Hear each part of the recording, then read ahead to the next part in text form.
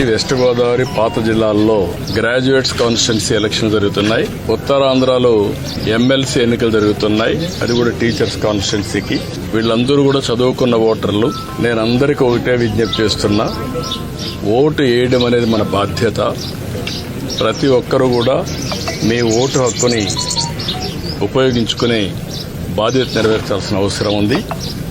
భారతదేశం ఒక పెద్ద ప్రజాస్వామ్యం. ఈ ప్రజాస్వామ్య దేశంలో ఓటు అనేది ఒక పెద్ద ఆయుధం. మీ అభిప్రాయాలు మీరు చెప్పడానికి కానీ, అదేవిధంగా భారతదేశంలో ప్రజాస్వామ్యాన్ని చైతన్యంగా పెట్టడానికి ఈ ఓటు అనేది ఒక హక్కు కింద తీసుకొని అందరూ కూడా ఒక బాధ్యత కూడా. ఆ విషయం కూడా మనం గుర్తుపెట్టుకోవాల్సిన అవసరం ఉంది.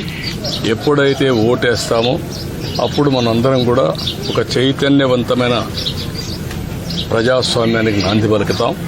అది ప్రోగ్రెస్కి కానీ, వెల్ఫేర్కి కానీ, భారతదేశ ప్రతిష్టకు కానీ పనిచేస్తుంది.